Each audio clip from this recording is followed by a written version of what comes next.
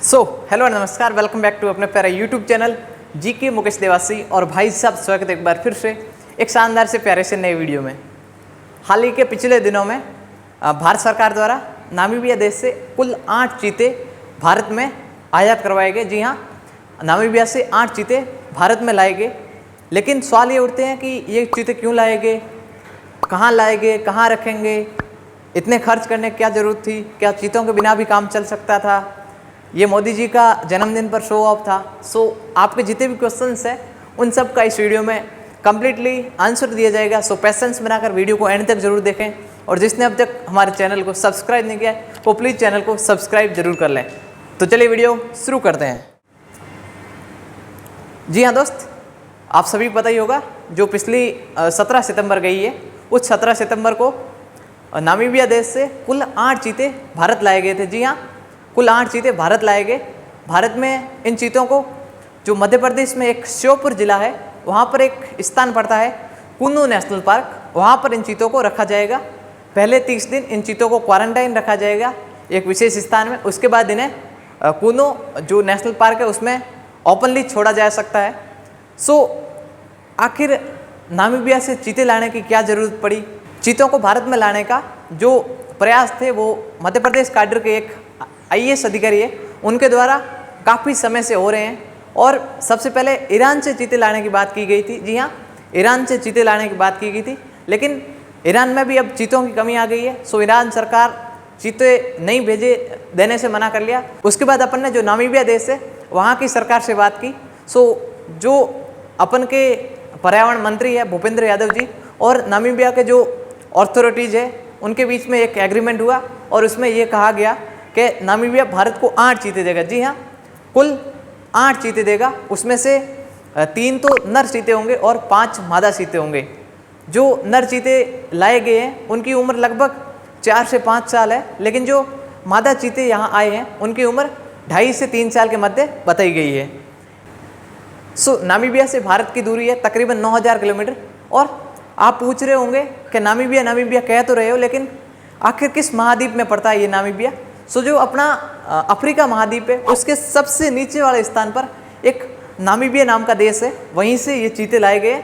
Namibia से सीधी flight उड़ी और कहाँ पर लैंड हुई? मध्य प्रदेश में लैंड हुई। और वहाँ से श्योपुर जो अपना कूनो घाटी नेशनल पार्क है वहाँ पर इन चीतों को रखा गया। जो नामीबिया से जो भारत में जो चीते लाए गए हैं वो भी एक स्पेशल फ्लाइट से लाए गए। उसका फ़ोटो भी मैं साइड में दे दूँगा जिससे आप देखकर पहचान जाओगे। मतलब जो फ्लाइट है उसके आगे एकदम चीते वाली आकृति है। उसके बाद अपन कुछ बात करते हैं कि जो अपने चीते आए हैं उनका इतिहास क्या रहा है, क्या भारत में भी पहले चीते थे या नहीं थे? तो जी हाँ दोस्त, भारत में चीते थे। भारत में कई अधिक मात्रा में चीते थे, लेकिन चीतों का जो राजा महाराजा लोग थे वो शिकार करते थे, तो इस कारण चीते मतलब उनका शिकार कर लिया गया और वे एकदम समाप्त हो गए। अंतिम जो चीता था वो 1948 में उसे भी समाप्त कर दिया गया। 3 चीते थे 1948 में। छत्तीसगढ़ के एक महाराजा थे रुद्र प्रताप सिंह, उन्होंने इन 3 चीतों का शिकार कर लिया। उसके बाद से भारत में चीते समाप्त। और ऑफिशियली रूप से 1952 में भारत सरकार ने कह दिया कि इंडिया में अब कोई भी चीता नहीं है। 1952 से लेकर 2022 तक तकरीबन 70 साल इंडिया में कोई चीते नहीं थे। अब फिर से ऑपरेशन जो चीता है उसके माध्यम से इंडिया में 50 चीते बसाने के प्रयास किए जा रहे हैं। उसमें से जो पहला जत्था है वो 8 चीते रूप में भारत आ चुका है। जितने भी दुनिया में जानवर है उसमें से जो सबसे तेज दौड़ता है वो चीता है। चीते के बारे में कुछ इंटरेस्टिंग फैक्ट हैं कि जो अगर हुसैन बोल्ट और चीते को एक साथ में दौड़ाया जाए तो हुसैन बोल्ट 100 मीटर की दूरी 9 सेकंड में ख़त्म करते हैं, लेकिन वहीं अगर चीता उस 100 मीटर को तकरीबन 5 सेकंड में ख़त्म करता है। हुसैन बोल्ट से भी दुगुनी स्पीड में ये चीता दौड़ता है। ये इंटरेस्टिंग फैक्ट है। इसके अलावा चीते दहाड़ते नहीं हैं। चीते बिल्ली जो है, बिल्ली का जो प्रजाति है उसका एक बड़ा रूप है चीते। चीते और जो अपना बाघ है, टाइगर है, उसमें डिफरेंस है। अपन को नॉर्मली जो छोटी क्लास में कहा जाता है कि TIGER टाइगर यानी चीता, लेकिन TIGER टाइगर यानी चीता नहीं होता है। टाइगर मतलब बाघ होता है और चीता, इसमें दोनों में अंतर है। जो बाघ होता है उसमें जो उनका पीला शरीर है उस पर ब्लैक लाइन होती है। जी हाँ, ब्लैक धारीदार लाइनें होती है, लेकिन जो चीता होता है उसके शरीर पर स्पॉट होते हैं, मतलब धब्बे होते हैं। सो चीते का शरीर मतलब धब्बे से भरा होता है और जो बाघ होता है उसके शरीर पर जो लाइनें होती है। सो डिफरेंस ये है चीते और बाघ में।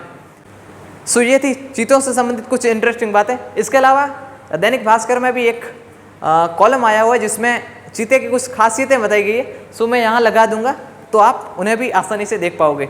उम्मीद करता हूँ कि वीडियो आपको काफ़ी ज़्यादा पसंद आया होगा, ये टॉपिक आपको आसानी से समझ आया होगा।